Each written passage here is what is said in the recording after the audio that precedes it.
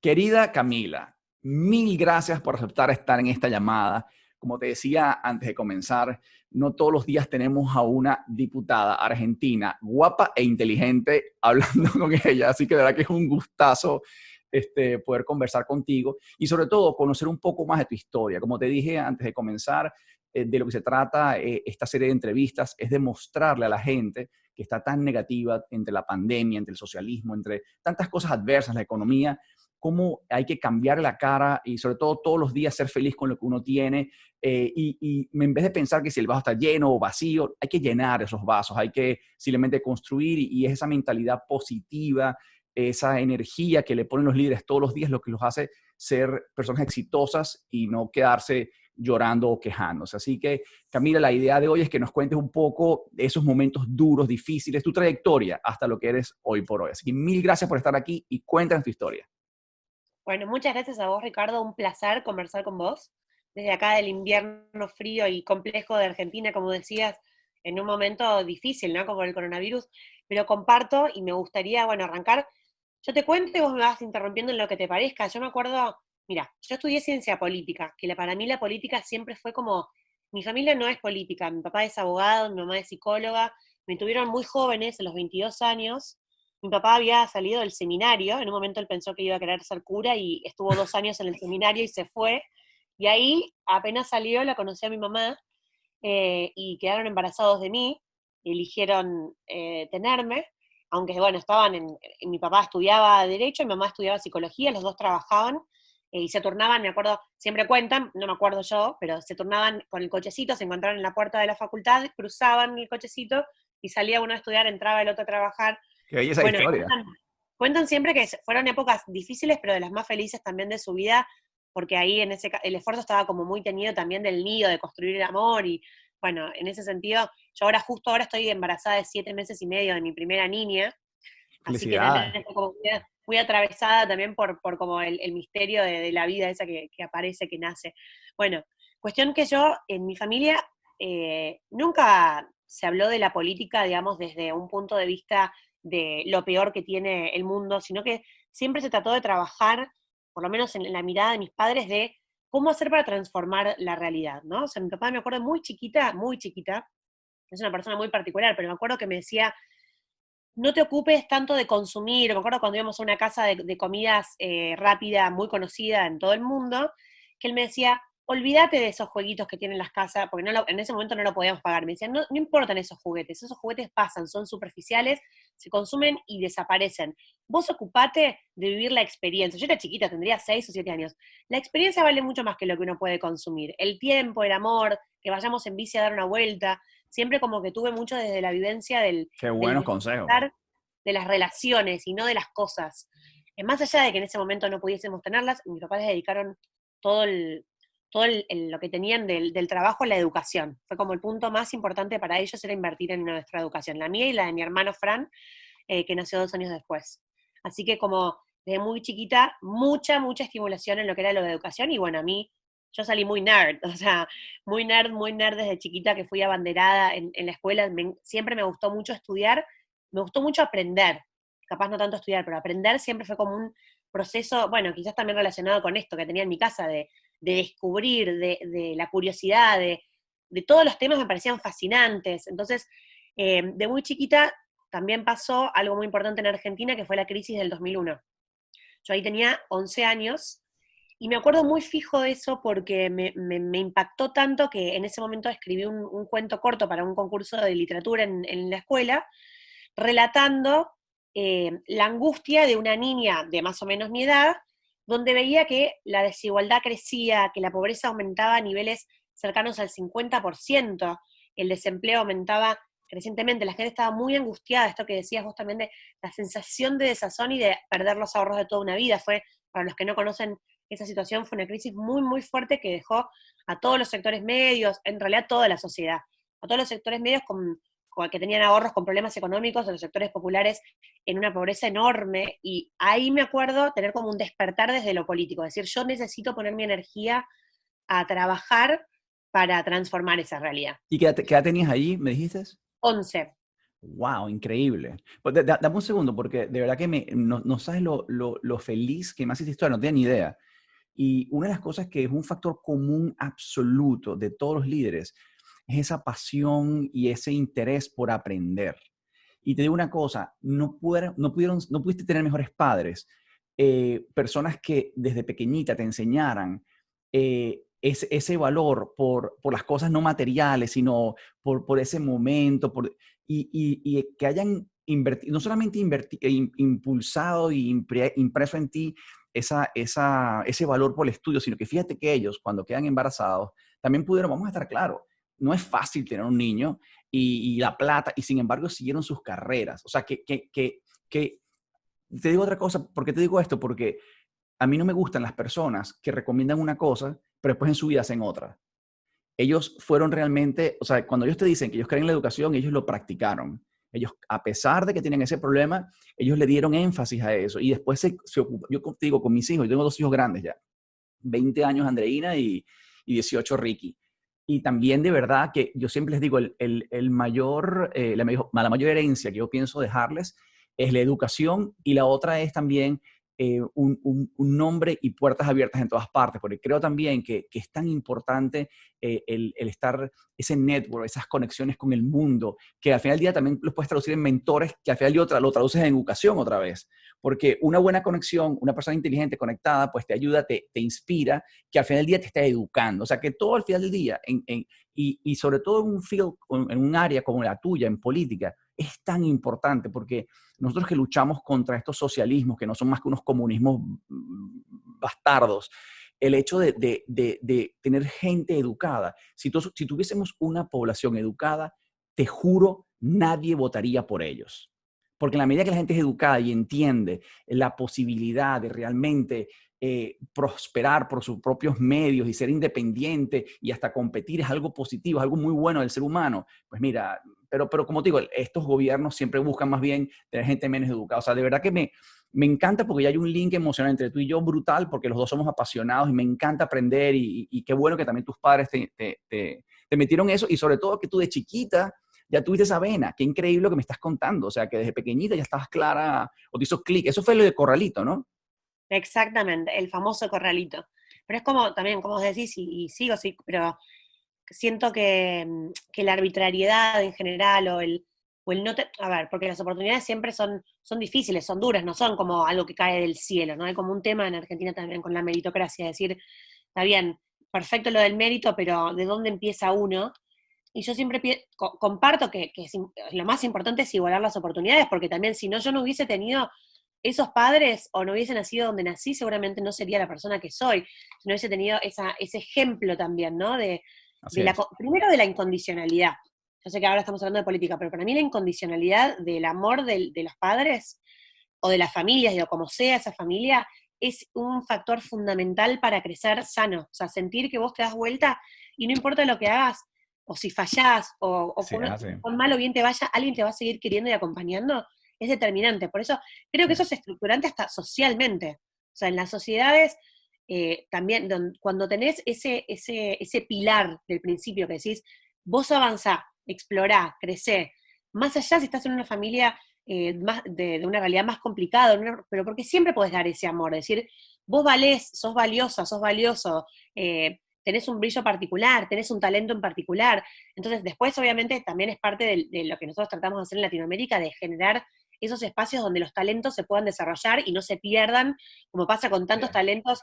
Yo trabajo mucho en barrios populares, y vos ves unos talentos impresionantes que yo muchas veces digo, me querría dedicar a quedar con cada uno de estos niños o niñas para ayudarlos a desarrollar esa creatividad o lo buenos que son en un deporte. Porque decís, mira el talento que hay si uno lo acompañase, acá tenés quizás un Bill Gates o muchos. Entonces ahí es donde digo, qué importante que es, ahí yendo como a la política pública también, lo que es la estimulación temprana, acompañar a las madres y a los padres de los niños en todos los sectores a que también se aprenda eso, porque yo lo aprendí, tuve la suerte de aprenderlo, ¿no? De mis padres que le dedicaron tanto tiempo al acompañamiento. Claro. Y ahí, bueno, después yo empecé a hacer trabajo, bueno, a ver, un poco con la educación porque fue como muy, muy pilar de mi vida. Yo ahí apliqué para una beca en la secundaria en un colegio muy, muy bueno de Argentina, muy difícil de acceder porque es muy caro, es uno de los mejores. Y a mí me gustaba muchísimo el inglés, me fascinaba. Soñaba con viajar al mundo, no había podido viajar soñaba con ir a Estados Unidos o Inglaterra, a algún lugar que hablaran en inglés, y a veces me encontraba en la escalera de mi colegio de la primaria hablando en inglés en las escaleras como si estuviese hablando con personajes inexistentes, practicando inglés o imaginándome estar en alguna escuela inglesa. Y Qué increíble, apliqué, porque yo entiendo que Argentina no es tan a favor de Estados Unidos, es más europea, ¿no? O me es más, equivoco?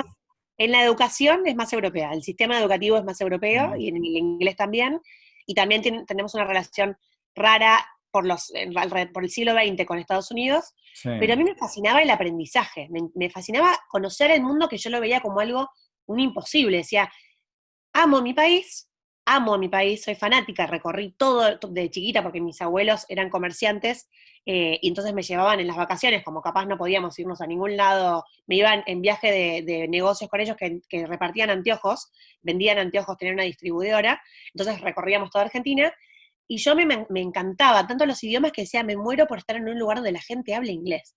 Bueno, ahí apliqué para esta beca en un colegio en la secundaria y Dame un obtuve segundo, esa. Camila. Fíjate que, o sea, te lo juro, que bella esa historia. Fíjate además lo que estás contando, esa influencia de poder viajar con tus abuelos, pero porque estaban trabajando, o sea, tú estabas disfrutando, pero en cierta forma, oye, o sea, el ver tan cercano el trabajo duro, el esforzarse, eso también es un principio increíble, que aunque no te lo estén diciendo, te lo están vendiendo, o sea, lo estás viendo. Mira, mi abuelito español, hasta que se murió, se paraba a las 4 de la mañana para ir para el trabajo, a la fábrica con nosotros. Tenemos una fábrica de moda. Y yo me acuerdo, mira, a él le da un tema en el estómago y yo me acuerdo que se siente mal y se va al hospital. Y yo voy a verlo y era, no sé, 3 de la tarde y me dijo, ¿qué haces aquí? ¿Por qué no estás en la oficina? O sea, lo que te digo es que uno no se da cuenta, pero qué importante lo que tú decías antes, de esos ejemplos, de esa familia, o sea, cuando hay una bonita familia, coño, qué fácil es que salgan buenos hijos, honestamente. Pero sigue, disculpa. No sé si vos ahora, yo todavía no la quería, así que no sé si es fácil o difícil. Dicen que es bastante difícil, pero muy Es lindo también. dificilísima, es dificilísima. Pero mira, el otro día, mira, yo oí un video en YouTube el otro día de un señor que decía, yo hijos, ni loco, es el peor negocio del mundo. Los tipos no te voltean a ver, todo el tiempo estás pagándole. Pero honestamente, tiene el otro factor que es tan irracional, que tú quieres tanto a esos tipos, que al final del día, haga lo que haga, es el amor más grande. Pero bueno, ya, prepárate, Y disfruta estos últimos meses que te quedan de dormir y todo lo demás, porque lo que te viene es fuerte. eso me han dicho, así que estoy tratando de dormir, pero está difícil con la panza grande. Ay, no, ay, Bueno, no.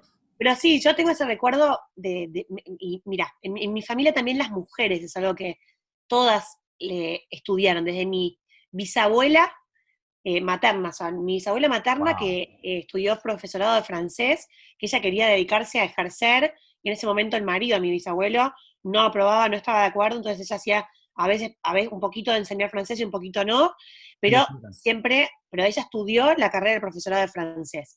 Mi abuela se recibió a los 45 años de psicóloga, al principio también, digo, mismo mandato familiar, donde nació en el 44 mi abuela, donde todavía no estaba bien visto o no se aprobaba que la mujer fuese a estudiar. Bueno, ella cuando pudo, en ese momento también después, bueno, se divorció de mi abuelo, pero dijo, chao, yo voy a estudiar y se recibió a los 45 de psicóloga y Qué empezó la carrera bueno. a la par que mi madre.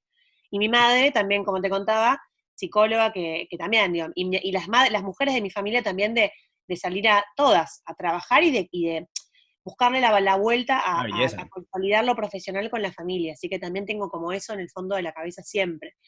Pero como vos decís también, tengo muchos recuerdos de mucho esfuerzo, pero no lo veo, yo no tengo recuerdos lindos de ese esfuerzo. De hecho, no tengo ningún recuerdo de. Mira, yo nunca sentí la falta de, porque tenía tanto cariño, tanto amor, que la realidad es que nunca registré que tuviese más o menos cosas. Cuando entré a este colegio fantástico que te estoy contando, que me abrió unas puertas enormes, porque la verdad que el nivel de la educación, y ahí, a partir de eso fui de beca en beca, y ahora te cuento eso, en esta escuela, que obviamente digo, las personas que iban a la escuela tenían un poder adquisitivo muchísimo mayor, la realidad es que nunca sentí como esa ausencia o esa carencia, porque lo que digo, lo que yo valoraba era lo que estaba dentro mío, que era ese legado de, como decías vos, de tus hijos, de mis padres, es decir, la educación y la incondicionalidad. Y con eso como, digamos, como mochila para llevar al resto de la exploración del mundo. Y a partir de eso, bueno, me fue muy bien académicamente, porque, digo, como te contaba, siempre me gustó mucho estudiar. Fui, bueno, el primer promedio del colegio, en todo lo, bueno, eso Maravilla. siempre le dediqué mucho. Y apliqué para una beca cuando estaba terminando la escuela, me empezó a interesar estudiar en el exterior, que nunca lo había pensado como una posibilidad, porque nunca se me había ocurrido que se podía llegar a financiar, que alguien podía darte una beca para estudiar afuera. Primero apliqué una beca, esta está buena porque es una beca la que no gané. Hice un concurso de debate y los primeros 2 personas que ganaban se iban a Inglaterra y yo salí tercera. No te lo Me puedo acuerdo creer. el Tan bajón de cerca. estar tan cerca y yo que tengo tantas ganas y de conocer y a la gente que habla en inglés, que todavía para mí era, viste, como un wow. Y dije, no, para esto no me puede vencer, no puede vencerme, no puede vencerme, no puede vencerme. Y al día siguiente apliqué para otra beca, para una beca en Estados Unidos, en un boarding school, en una escuela secundaria, y gané esa beca. Entonces me fui ahí 6 meses primero, cuando terminé mi quinto año, mi último año de la escuela, Claro, en vez de irme de viaje de egresados, digo, claro. de verano con mis amigas, me fui a la beca a Estados Unidos a estudiar 6 meses más. Y flasheé, no podía creer el mundo que se abría a mis pies. La gente me decía, ¿qué haces en un área suburbana de Ohio? Primero la gente decía, ¿qué haces en Ohio? Para los que conocen Estados Unidos, capaz, viste, te dicen, bueno, ¿quién no es como el primer lugar que querrías ir? Yo estaba fascinada, fascinada, Ricardo. Veía la nieve caer, que acá, digamos, en Buenos Aires no nievan generalmente. Veía a la gente hablar en todos los idiomas y las costumbres, a los chicos jugar a los deportes, ¿cómo se llama? El fútbol americano, a las chicas jugar al lacrosse o a la natación, que te invitaban a participar en esas actividades.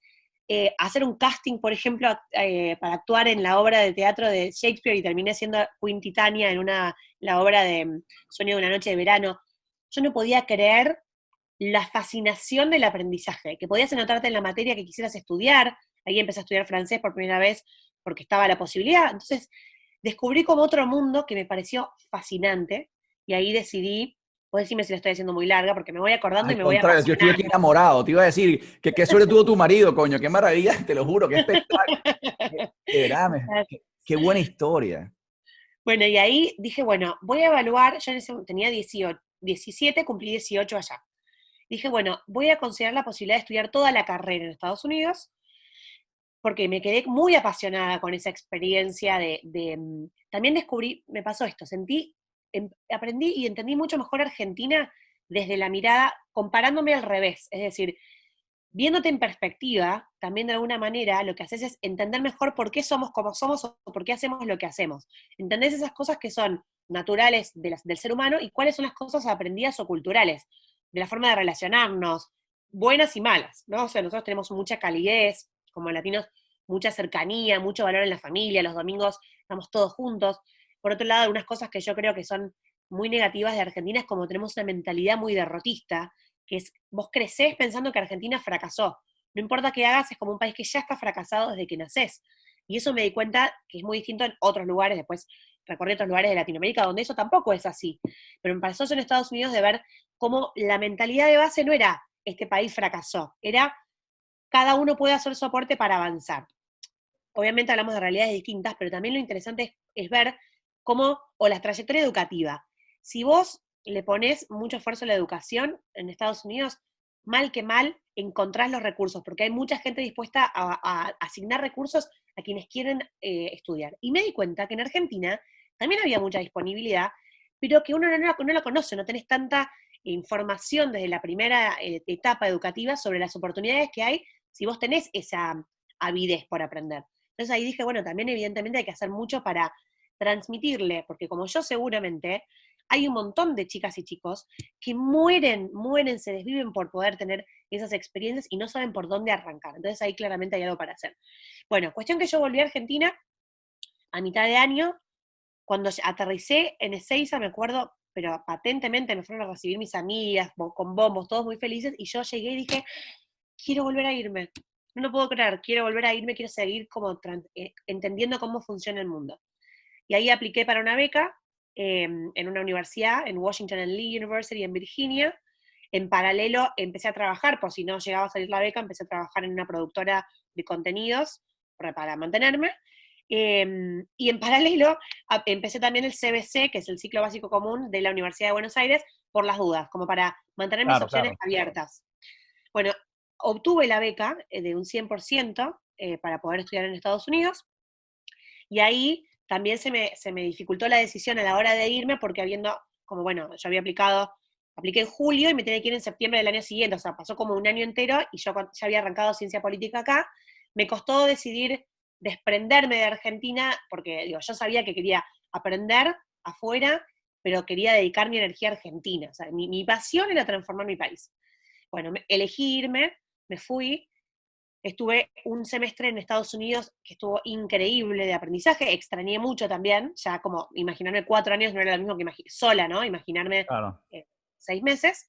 Después seguí en Francia, me fui un semestre a Francia, que también digo, seguí desarrollando esa pasión por el francés y quería conocer cómo funcionaba Europa también, o sea, cómo funcionaban otros mundos, otras realidades, otras instituciones. Y cuando volví ese verano a Argentina, verano de Estados Unidos, invierno de Argentina, tomé la decisión de quedarme en Argentina. Decisión muy difícil. Miré a mi alrededor y dije, bueno, acá tengo una gente que invierte en mi educación muchos dólares. No puedo ser ingrata con eso, siento que es impresionante, pero siento que si yo sigo por ese camino, voy a dedicarme más a mí que a mi país. Voy a terminar por una senda que me va a llevar quizás a algo muy apasionante y muy lindo, pero donde voy a quizás desarrollarme más yo a nivel personal que a nivel comunidad lo que yo quiero hacer. Quiero entender cómo la educación de Argentina, cómo funciona nuestra educación, cuáles son las mentalidades que hay, cuáles son esas cosas que hacen que a veces tengamos en esa energía tan densa que te decía de la sensación de fracaso desde el cambalache, no sé si conoces el tango, que dice algo así como, el mundo fue y será una porquería, ya lo sé, en el 506 y en el 2000 también.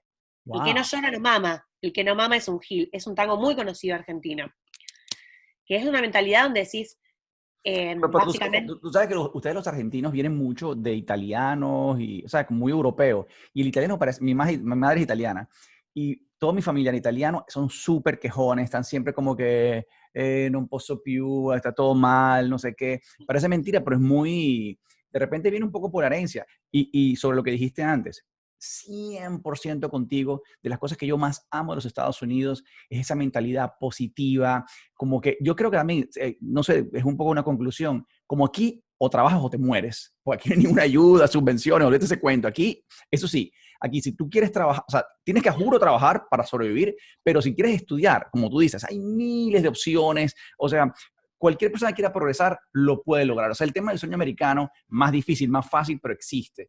Pero sobre todo creo que de las cosas mejores que tiene Estados Unidos versus Latinoamérica y Europa, para mí son dos cosas. Uno, es el mood. La gente está como que muy positiva y como que todo va a salir bien, en cambio en Europa no. Y lo segundo es que acá no importa de qué familia vengas, que es muy importante. Tú en Venezuela, en España, en Italia, si tú eres el hijo del rey o un millonario, no importa si eres un drogadicto después, no pasa nada, porque ya eres el hijo de fulanito, eres respetado, tristemente. En cambio aquí en los Estados Unidos, si tú vienes de una familia rica, más vale que hagas algo increíble, porque ya la vara te la ponen bien alta. Aquí el que vale es el que la hizo de la nada. Y creo que es un gran, gran valor que deberíamos llevar a todas partes. O sea, como batería de valores, es tan importante que la gente realmente aplauda y no le llame nuevo rico. Y no le llame como que igual, bueno, él la hizo la plata en ese negocio. No, no, es al revés.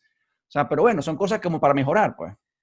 yo sabes que noté también eso en Colombia. En Colombia también sentí un clima donde, más allá de todos los problemas que tuvo Colombia en su historia, y reciente, digamos, desde la última guerrilla, pero noté también como esa energía, bueno, igual me pasó más en Medellín que en Bogotá, pero esa energía de estamos saliendo adelante, o sea, el camino está yendo hacia un buen lugar.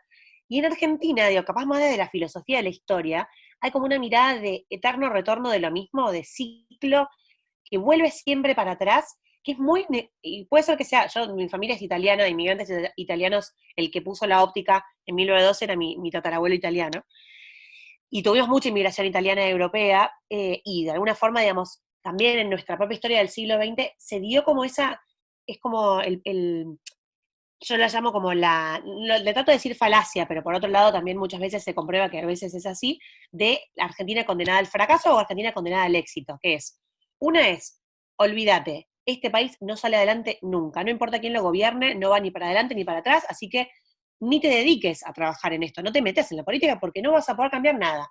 Quédate en tu casa, haz lo que puedas, y si podés irte, andate. Terrible, porque digo, Terrible. eso te incentiva a no hacer nada.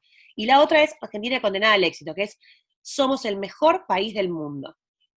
¿Quién es el enemigo que nos está evitando que realmente despleguemos lo que somos?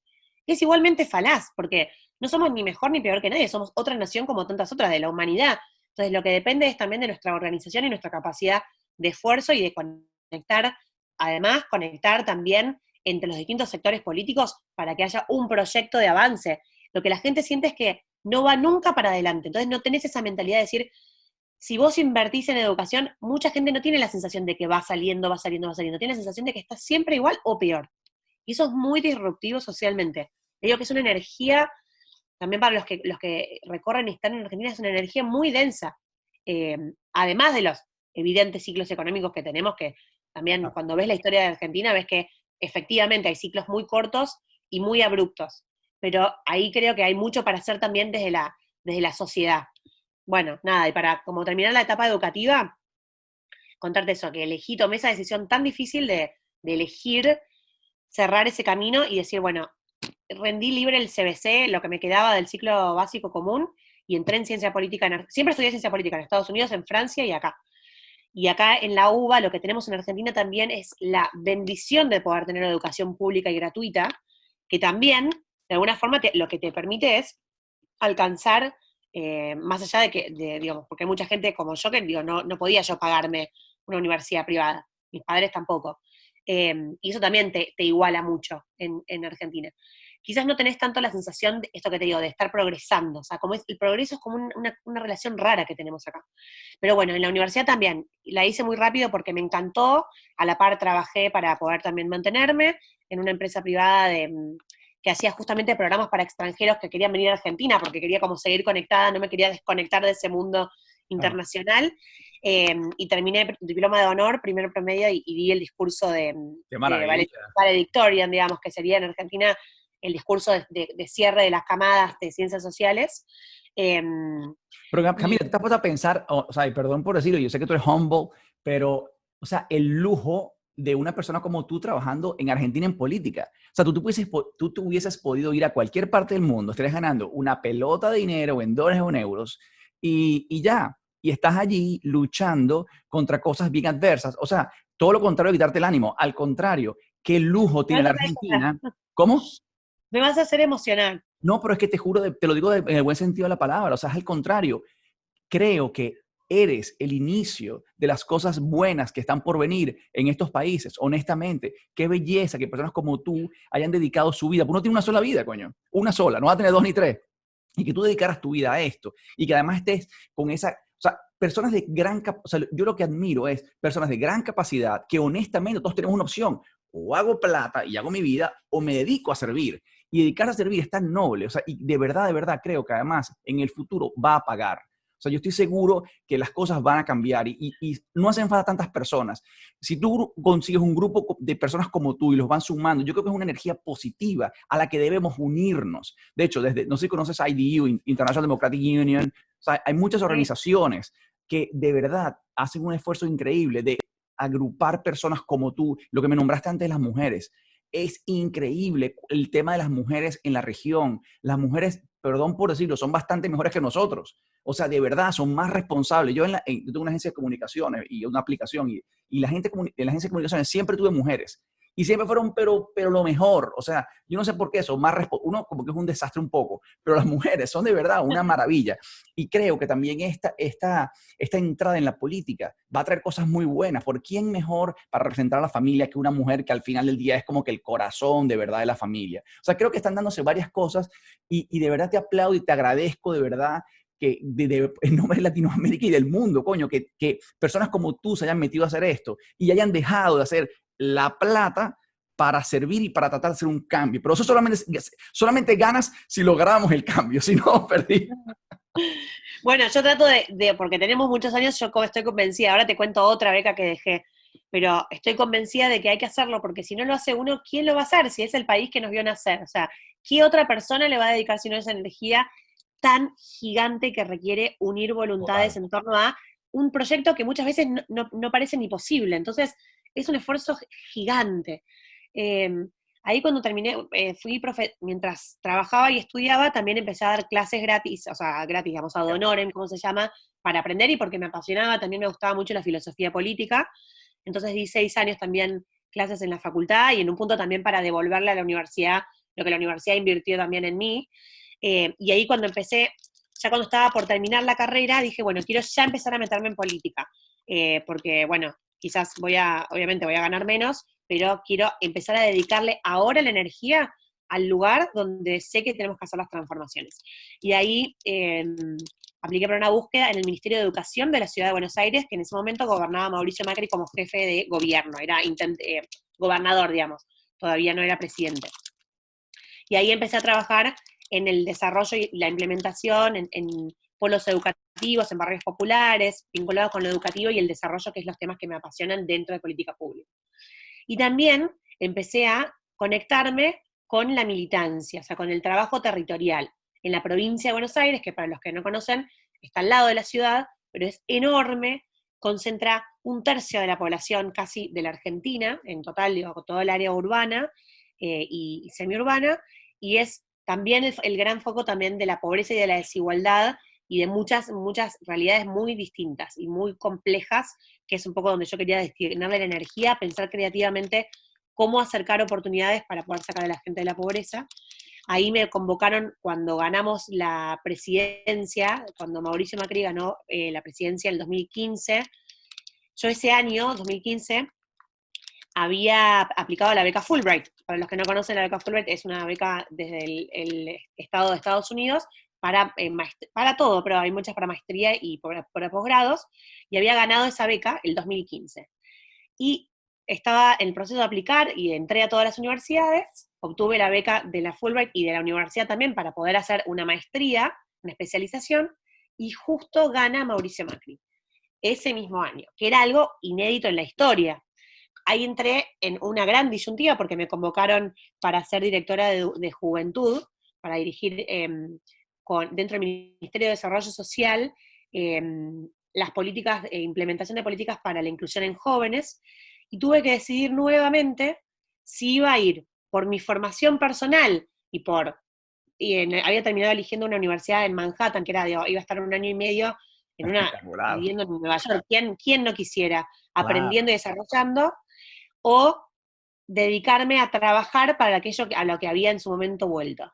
Me costó, realmente esa decisión me costó más que la anterior, me costó Claro. muchísimo, porque además Fulbright es un sello de mucha excelencia. Muy poca gente estaba de acuerdo con que me quedara, digo, de la gente con la que iba consultando, pero algo adentro mío me decía, estás siendo llamada a servir a lo que vos quisiste formarte para hacer. En los tiempos a veces no son los que uno elige o los que uno maneja, y cuando están esas oportunidades, a veces es como el llamado de la vocación, y yo sentí eso. Y elegí quedarme, y renuncié a esa beca, y Fulbright entendió. De hecho después fui a una beca más corta, porque unos 3 semanas en algún otro momento, me costó muchísimo, pero todos entendieron que el objetivo era trabajar por el bien común, y además en un gobierno que era la primera vez que gobernaba el espacio de Cambiemos, que es Juntos por el Cambio, que era el radicalismo, junto con el PRO, junto con la coalición cívica. Digo, en los últimos años, recién en el 2001, que fue la crisis, había sido el último gobierno radical, y había sido muy, muy difícil. Después de 15 años habíamos llegado a consolidar una alternativa, digamos. Bueno, ahí me quedé, y ahí asumí a trabajar en desarrollo social estos últimos 4 años, que fueron muy intensos, de muchísimo aprendizaje, de encontrar cómo también los ideales que uno tiene muchas veces chocan con la posibilidad real de implementarlos, y las cosas llevan mucho más tiempo del que uno querría, donde también tenés mucha gente para convencer en el medio. Vos decís, bueno, quizás estamos de acuerdo en esto. No estamos de acuerdo. Tenemos muy pocos consensos en Argentina sobre una gran cantidad de políticas, desde las de salud, sanitarias, desde las, sobre todo macroeconómicas, pero vinculadas con cómo crecer, cuál es el camino del progreso. Fueron años de mucho aprendizaje. Yo asumí cuando tenía 24 años como Imagínate. directora. cumplí 25 cuando ya estaba, no, perdón, 25 años, con 25 años, y hacerme cargo también de mucha gente. En ese momento creo que eran como 70 personas dentro del equipo, para aprender también con humildad de las personas que ya venían de las anteriores gestiones, y lo recuerdo con mucha adrenalina y siento que esos 4 años volaron. Y me acuerdo, Beatriz, una ex secretaria de Desarrollo Social de Medellín, que una vez nos vino a hacer un asesoramiento y me dijo, y no se me olvidó más, cuando asumís en gobierno tenés un reloj de arena, te lo dan vuelta y cada segundo tenés un segundo menos para hacer una transformación que sabés que tiene fecha de vencimiento, porque en cualquier momento vos te va a tocar irte. Entonces así lo viví, con mucha presión y mucha adrenalina. En el medio, eh, me eligieron presidenta de la Juventud Nacional de mi partido, del PRO, en 2018. También tuve mi primera experiencia electoral, fui electa concejal, que es como si fuese un cargo legislativo municipal en mi localidad, en Almirante Brown. También eso cuando tenía 27 años. Ese mismo, lo personal de la vida personal, un caos, la realidad fue un caos. El lunes asumí como concejal, el miércoles me casé, nos íbamos a casar con Juanpi, con mi marido, todo mezclado, o sea, con muy poco tiempo de dedicarle, Claro. digo, así es la vida política, te consume toda tu ser, no te da energía, no te deja mucho resto de Y, energía y- y y sabes que es algo triste, que todo lo que estás diciendo es poco apreciado a veces por la gente. Todos los comentarios de lo político es negativo. Mira, muchas veces tengo en chats así del colegio, y es que ese político corrupto, pero ese político, y yo muchas veces no he peleado, pero sí les he dicho, mira, ¿por qué no dejas tu trabajo, tus ingresos, y te vas a hacer lo que esa persona está haciendo? E inténtalo por un día, a ver cómo te queda la cara. Porque otra cosa que yo creo que es importante también que cambiemos, es que yo creo que es muy difícil que el mundo político esté lejos de cualquier tipo de corrupción si no es bien recompensado. Yo pienso que los incentivos mueven el mundo. Y yo creo que es muy importante que personas que estén trabajando para los demás, de alguna manera u otra, tengan alguna posibilidad de ingreso. No conozco exactamente el caso de Argentina, pero conozco muchos otros países donde es verdaderamente un desastre. Entonces, es casi imposible que un tipo que toda la vida ha tratado de llegar a una posición va a estar 4 o 5 años en esa posición si se queda completo el tiempo y luego queda enemigo de todo Cristo. Entonces, uh-huh. y durante ese tiempo tiene unos contratos multimillonarios. Entonces, es muy difícil en cuanto a incentivos, que realmente la gente, tú sabes, que no caiga en esa tentación. Y al final del día es como, no sé, creo que es una cosa por cambiar. Pero por otro lado, me parece tan increíble que tampoco la gente valora lo que tú acabas de decir. Mira, he estado con varios amigos que se están haciendo candidatos y el teléfono, ellos me dicen a veces, mira esto, Ricky, el WhatsApp es parecen los tickets de la bolsa. Entran en mensaje, es imposible responder. Y tiene 2 teléfonos, uno atrás y mira esto, tan, clan, clan, clan, clan, clan, clan. Son locuras. Y eso lo valora poco la gente. O sea, creo que también es algo importante que, ojo, no sé ni cómo comenzar ese tema, pero es algo que hay que ver la manera de hacer. Hay que cambiar eso. No puede ser. Comparto 100% con vos, Ricky. Es muy difícil porque creo que en realidad el problema es que la gente no confía en que el político esté haciendo algo por la gente. Es como que se rompió ese contrato social de decir que es como si fuese una cosa separada de la sociedad, no como si fueses parte de la sociedad y que tu vocación es transformarla y que tomás una decisión de servir, o sea, de servicio, como muy de negarte, porque la realidad es que tu familia no te venía en figuritas, o sea, de casualidad puedes atender a tu mamá. Yo siempre me acuerdo que muchos me decían, igual atendé a tu mamá y a tu papá porque si no te vas a arrepentir. Digo, pero la realidad es que a tu pareja, ni te digo, o sea, no lo ves ni en figuritas, te la pasabas viajando por el interior, digo, acompañando gente, resolviendo problemas, porque como vos decís, no importa, no hay horario, sábado, domingo, no sé, yo trabajaba en desarrollo social.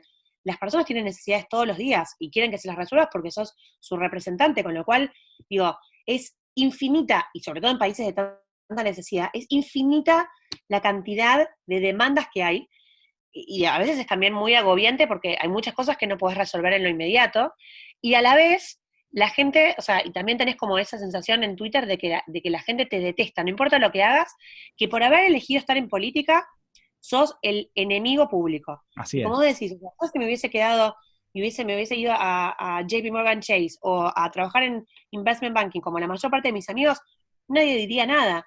Pero digo, yo lo podría haber hecho. Digo, estuve cerca de hacerlo y elegí no hacerlo porque dije, sentí que hacía falta también generaciones jóvenes de personas no tan atravesadas o contaminadas por la grieta, que en Argentina la grieta es una palabra que se usa muchísimo, pero básicamente lo que significa es la diferencia casi nivel de enemigos que hay histórica entre los espacios políticos y la gente, que hace que los espacios se detesten a nivel visceral, humano. Más allá de conocerse, antes de conocerse, todos piensan que del otro lado hay un diablo encarnado que nada tiene para aportar al diálogo político. Pero disculpa que interrumpa aquí, pero fíjate qué interesante lo que me acabas de decir. Me acabas de decir incluso ahora algo más al tema. Me estás diciendo que ya no se trata solamente de que la gente vea al político mal. Me acabas de decir que incluso ya el político también empieza en un sentido como que, bueno, claro, si tanto me ofendes, entonces es otro incentivo más para que el tipo agarre y, ¿sabes qué? Yo hago mi negocio aquí y me voy. O sea, piénsalo. O sea, también es duro. O sea, esta gente todo el día reclamando, insultándome, pues ¿sabes qué? No te preocupes. Si pienso yo, agarro, me hago mi negocio y después chao. O sea, es terrible lo que me estás contando. Y es cierto, 100% cierto. Pero la grieta también, o sea, la grieta más fuerte está digamos, entre sectores, digo, históricamente se los llama peronistas, pero yo no creo que sea solamente así, pero digamos, entre sectores políticos, la grieta es, capaz no tanto, es entre todos los ciudadanos argentinos, pero digo, se ve esa grieta entre kirchneristas, no kirchneristas, por Ah, ok, ejemplo. ok, ok. Es distinto. O sea, tú no me hablas de político contra, si no No, estás hablando no, no, no. ok, los partidos, o sea, Con todos los ciudadanos atravesados por una grieta política. Es ok, decir, ok. si vos estás con ellos, sos seguramente una persona desastrosa, de cualquiera de Entiendo, los lados. Y eso entiendo. estructura las relaciones familiares, personales, digo, de alguna manera lo que eso, mira, esta es mi conclusión, y ahí estoy trabajando, y ahora te cuento la última parte, que es cómo estamos ahora en el Congreso y cómo llegamos a estar en el Congreso también, diputados jóvenes y tratando de hacer una transformación, que es, la mirada es, la culpa de todo lo malo que tiene Argentina es del otro, y el mío nada.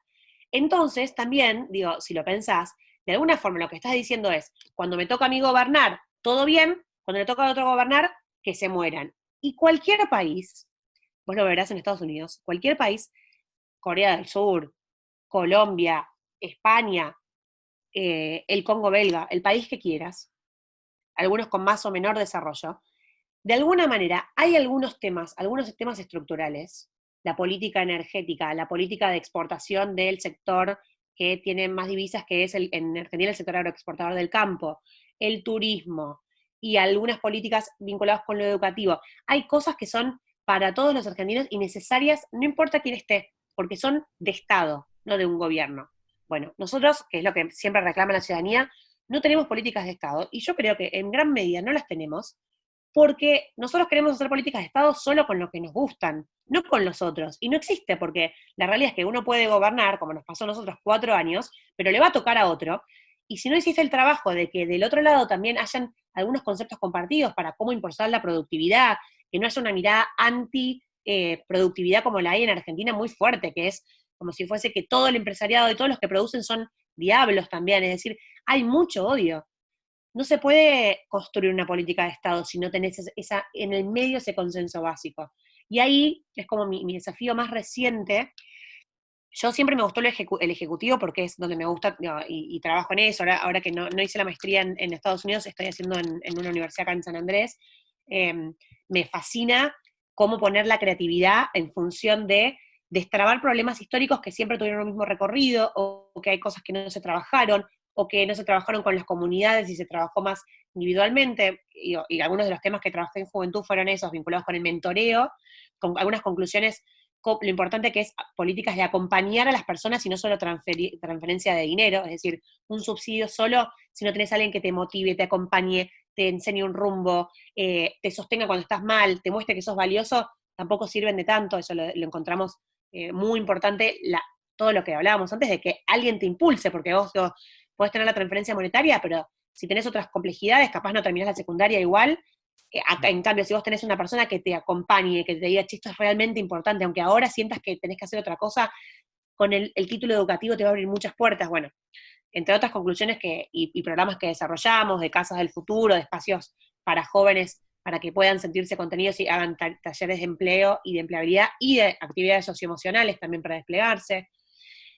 El último tramo, me quise involucrar con lo legislativo, aunque lo que más me gusta es el ejecutivo, porque también noté que en el Congreso faltaban muchos jóvenes, que digamos que en general la política termina reflejando a sectores que como comparto que tienen mucha experiencia y de la cual aprendemos todos y todas, pero que también, si nosotros no reflejamos cómo es la sociedad, hay un montón de temas donde nos vamos a quedar siempre afuera porque cuando lleguemos ya vamos a ser nosotros grandes. Entonces, la perspectiva de desarrollo sostenible, la necesidad de cuidar el ambiente, el turismo como oportunidad para el crecimiento económico, una mirada donde no tenemos tanto peso de la grieta, porque quizás nacimos en democracia, en Argentina tuvimos también muchas dictaduras durante todo el siglo XX, digo, en mi caso, que nací en 1990, y de mis congéneres nacimos ya en democracia y capaz no tenemos una mentalidad tan binaria, ¿no? Como de las luchas que atravesaron la Argentina en el siglo pasado.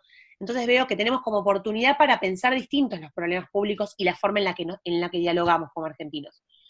Y ahí, dentro de mi espacio político, dentro de mi partido, apostaron también para que pudiese yo estar en la lista por la provincia de Buenos Aires, y el año pasado, cuando perdimos las elecciones, entré al Congreso.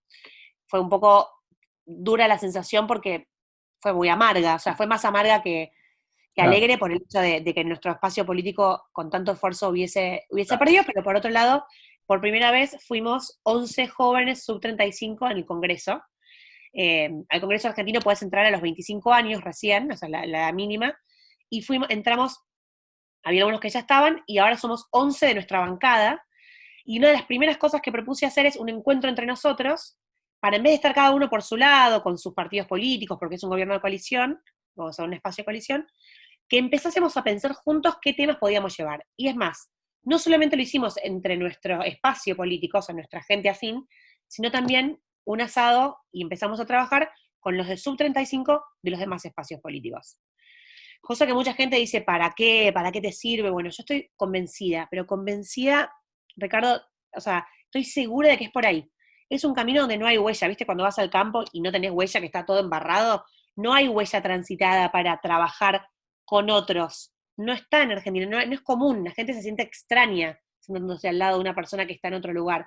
Y siento que ahí hay una gran parte de la transformación que uno puede hacer, porque si no, la realidad es que nos vamos a hundir todos juntos. Entonces, para Te lo sacar el juro que país adelante, me encanta lo que estás diciendo y te doy 100% también como que el apoyo desde el punto de vista intelectual. Estoy seguro que ese es el camino, porque si, y es más, el único consejo que te daría es, lo escuché, fíjate, con el grupo de partidos que apoyaron a Piñera. Tuvimos un evento en Brasilia y yo les pregunté cómo lograron, porque, oye, eran 3 partidos de coalición y me dijeron, tenemos muchas diferencias, pero muchas. Simplemente nos concentramos en las cosas que tenemos en común y ya. Nos olvidamos las diferencias. O sea, no toquemos esos temas que sabemos que son álgidos, pero concentrémonos en las cosas en las que sí tenemos. Y tú nombraste muy bien, o sea, ¿quién de bando y bando no va a querer mostrar lo hermoso? Porque por si acaso Argentina es hermoso. ¿Quién no va a querer la parte de exportación? O sea, hay tantas cosas en las que estoy seguro coinciden. Entonces, quizás el único consejo es, me fascina, esa es la vía, y simplemente concéntrense en las cosas que sin duda no hay ruido, en las que todos coinciden. Y verás que, y si solamente hacen eso, y no pueden, aunque no avancen en las otras, no importa, van a hacer algo increíble por el país. comparto, y es muy difícil, y también por eso insisto que es difícil verlo de afuera, porque la gente nos pregunta cómo pueden estar tan enojados. Hablamos tanto de política en Argentina. Vos vas a España y la gente habla de política quizás cuando hay algún tema político o cuando hay elecciones. Nosotros hablamos todos los días, todo el tiempo, Wow. 24 horas en las calles, en los taxis, todo el tiempo estamos hablando de política, porque es algo que nos atraviesa mucho y porque no lo tenemos resuelto el rumbo. No tenemos resuelto, por esto que te digo, si vos Claro. mirás los números de Argentina, nuestro camino hacia el progreso fue muy errático. La pobreza, digo, nunca dejó de aumentar o de quedarse en un 30% estructural, de que no lo logramos bajar, ningún espacio político. El crecimiento del PBI solo fue alto en los momentos en los que las commodities estuvieron realmente muy altas, pero después el crecimiento, digo, sigue siendo bajo. Bueno, obviamente este es un año muy particular, pero digo, es un crecimiento que no terminás de tener la sensación de que estás en un rumbo hacia algún lugar. Y Claro. esa sensación de no destino es lo que digo que angustia mucho. Y el camino de recorrer para atravesar las diferencias, al estar tan poco recorrido, también requiere mucha conversación y mucho tiempo invertido en decir, bueno, pero estamos de acuerdo, por ejemplo, esta semana sacamos la ley de economía del conocimiento, que ya la habíamos sacado el año pasado con el gobierno de Juntos por el Cambio, pero bueno, el gobierno quiso hacerle cambios y la dio de baja y se votó de nuevo por unanimidad. la ley de economía del conocimiento, que es para acompañar con incentivos fiscales a todo el sector que exporta, que genera tecnología, que genera servicios digitales, que genera bioeconomía, o sea, todo lo que es vinculado con lo digital y con el desarrollo de datos para mejorar la sociedad. Y ahí vos decís, bueno, esto es una política de Estado, no la podemos cambiar. Por eso me angustió tanto cuando al principio de año la dieron de baja y no se sabía si le iban a pasar de nuevo o qué. Porque vos decís, si designaste una política de Estado, la votaste por unanimidad, estás impulsando un sector que además de emplear muchos jóvenes tiene una capacidad de crecimiento fenomenal, en una era donde la tecnología es básica y es como un gran valor agregado que tenemos como en la creatividad argentina. ¿Cómo podés darla de baja? Porque justamente si vos tirás un incentivo y después lo cambiás, ¿qué le decís a los sectores que producen? Y no tenés ni idea qué va a pasar, entonces no voy a invertir. Entonces Así es. ahí es donde digo, es muy importante que eso lo... Y no que yo esté convencido, que los que estamos en Juntos por el Cambio estemos convencidos, que todos de a poco estemos convencidos de que eso es importante. Porque si 100%. no, cuando le toca, en el caso de los que están ahora gobernando, si no tenemos ese consenso armado, la realidad es que tampoco sirvió de tanto que estuviésemos de acuerdo nosotros, porque esos Claro. incentivos se bajan y no son una política de Estado. Te voy a hacer un comentario. No sé si fue por casualidad que nombraste a Corea del Sur, pero fíjate que Corea del Sur, una de sus estrategias de crecimiento y de las cosas que les fue mejor fue justamente esa inversión en fibra óptica y en ayudar a todos los emprendimientos digitales y generación de contenido. O sea, parece mentira, pero tienes un excelente. Nosotros estuvimos en Harvard, el caso de Corea del Sur, y te puedo hasta mandar el paper, porque de verdad que es súper interesante y es exactamente lo que estás diciendo. Y de hecho, yo tuve una experiencia, la gente de Turner, que son CNN, todos estos canales temáticos, ellos yo era la agencia de ellos, y hace como 10 años mudaron las antenas y un montón de, no sé ahora en este momento si estarán todavía operando desde Argentina, pero Argentina siempre ha tenido un talento espectacular en todo el mundo creativo. O sea, que estoy seguro que es una cosa que no te puede ir mal, o sea, eso sinceramente, y estoy contigo. Si tú no le das continuidad o por lo menos le das de tranquilidad al inversionista, a la empresa, de que esto se va a mantener en el tiempo, pues es normal, no le puedes pedir tampoco más al empresario, él está buscando cuidar sus intereses, o sea, Por eso creo que esa senda, una vez que la decidís, tenés que continuarla. Asimismo, digo, en todos los sectores también generamos una idea común respecto de la integración social y urbana en los barrios populares, que es, lleva mucho tiempo, nuestras villas, emergencia, digamos, o asentamientos, como se llaman en distintos lugares, que de a poco la integración es infraestructura, o sea, es viviendas, es calles, es abrir para que las villas no sean villas, sino que sean barrios, que sean integrados a las ciudades, que sean parte del espacio claro, común, parte del tránsito, y que eso involucra también invertir en educación y en, digo, que también tengas opciones educativas muy buenas como lo hizo Medellín, que tengas opciones muy, muy buenas educativas, que tengas oportunidades de empleo, que claro. trabajes no solo en la infraestructura, sino también en las capacidades humanas para salir adelante. Y eso también es una política de Estado. Entonces, lo que digo es, esas cosas, digo, hay ciertos puntos que uno cuando va, que te va a llevar unos muchos años lograrlo en todas las ciudades del país. Pero eso es lo que también te transmite que estás yendo en una senda hacia un lugar. Eso es lo que creo que tenemos que transmitir como desafío. Por eso yo sigo en política, porque obviamente hay muchas veces que decís, la realidad es que, a veces tenés hasta angustias, digo, ataques de pánico, angustias a nivel personal, Claro, es normal. falta de aire, no podés dormir, no ves nunca a la gente que querés te empieza a decir la verdad, es que con vos mejor ni hablar porque nunca nos vemos. Y vos decís, ¿valdrá la pena? Porque uno hace todo ese esfuerzo, todo ese esfuerzo, todo ese esfuerzo en pos de transformar un país porque vos crees que el país, o sea, que es posible que vivamos mejor, que convivamos mejor, que seamos más felices todos juntos, y a veces la realidad te dice, no, maestro, la Camila, verdad. Camila, sigue adelante que verás que vas a ser la primera mujer presidenta de Argentina, ya lo verás. Mira, vamos a No, conectar. ya tuvimos mujeres presidentas, pero ojalá podamos, no sé, Ah, verdad, verdad, que tuvimos a la señora, vale, verdad que sí, qué desastre. Qué sí, mal ejemplo, coño, qué mal ejemplo. y tuvimos antes, también, muy poco tiempo, a la exmujer de Perón, brevemente en un periodo muy complejo también, en Claro, el 74 también, que fue, eh, nada, tengo mis complicado, pero te lo digo que ojalá Dios quiera que se dé porque sería una increíble presidente. Tengo que entrar en las preguntas ahora. Cuéntame, aunque tú eres una niña, sé que no se preguntan estas cosas, pero me tienes que decir qué edad tienes, o miénteme. Yo, 30 años, yo te dije, nací en 1990, cumplí 30 hace poquito, en Perfecto. cuarentena, Ok, encerrada en casa. ¿tú te acuerdas la primera vez que ganaste dinero? O sea, ¿qué edad tenías? O sea, cuando hiciste algo.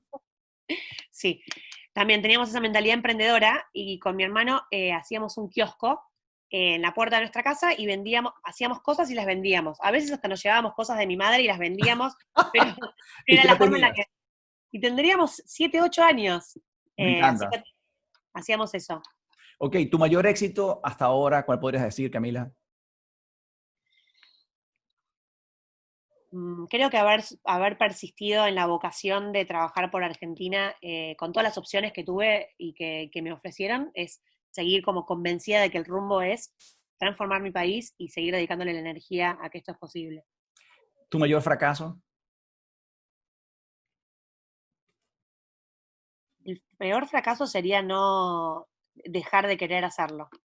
No, no, a veces tuve esa sensación, mi peor fracaso, pero no lo tomo como un fracaso porque te dice por qué estás en esto con todas las otras cosas que puedes hacer. Pero por eso digo, el peor fracaso sería no intentarlo y no seguir haciéndolo. ¿El mejor consejo que te han dado?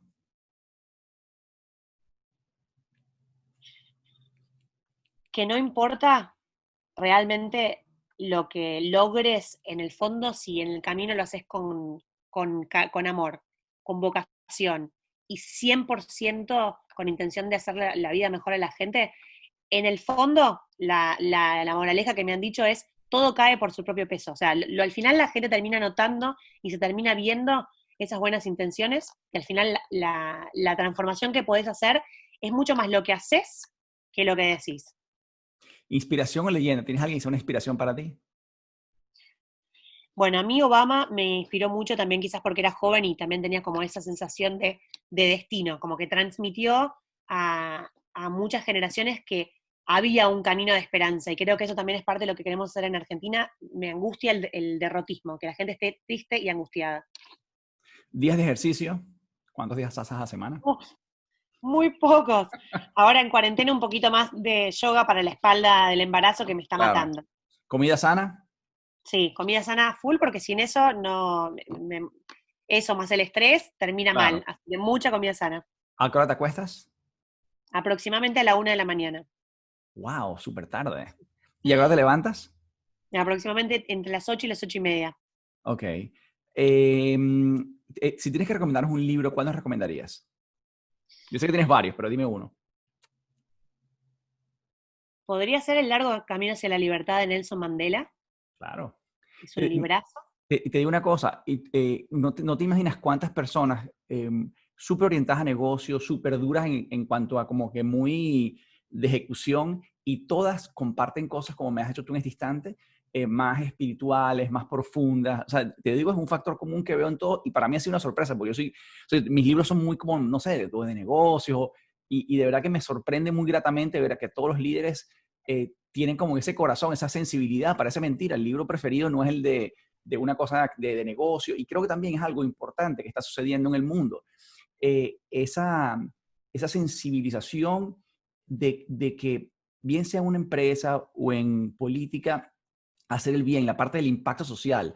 Parece mentira, pero cuánto hoy por hoy nos empujan en las universidades a hacer compañías, pero sobre todo pensar, o sea, en vez de quejarnos o exigir al gobierno, hacer cosas en nuestras empresas, porque el impacto que tenemos solamente dentro de nuestro grupo ya es brutal. O sea, que no hay que quejarse tanto y hacerlo en sus propias empresas. Me encanta Totalmente. esta para sensible. Y ahora, ya esta es la última pregunta, un advice, una recomendación que tienes a la gente que te escuchó en tiempos de pandemia. ¿Cuál sería esa recomendación estos días? Que cuando uno se organiza con gente que tiene también esa energía de cambio, de transformación y con energía positiva, y cuando encontrás un grupo donde podés compartirlo, las cosas mágicamente empiezan a avanzar, que no lo podés hacer solo, que es imposible en esta vida y sobre todo en política, pero hacer las cosas solo. Y aunque uno hoy esté encerrado en su casa, estar encerrado no significa estar en soledad. Y buscar esas redes, esas comunidades, esos espacios de pertenencia donde encontramos que podemos tirar para adelante. Para mí, los grupos contagian mucha energía positiva, y en tiempos complejos donde hay también, digo, una energía del tánatos muy fuerte dando vuelta, buscar lugares de acompañarse, de cuidarse y de generar, en mi caso, consensos, comunicaciones, conversaciones, debates que vayan hacia cómo hacer que el mundo sea un mejor mundo para nosotros, para nuestros hijos y para las próximas generaciones, te hace muy feliz y te da un sentido. Para mí, ser parte de algo más grande que uno mismo es como la mayor enseñanza de la vida. Es vivir no para uno solo, sino para hacer que, que el mundo entero, o sea, que la humanidad, que la comunidad, que algo más que uno mismo sea mejor y que podamos ser todos más felices.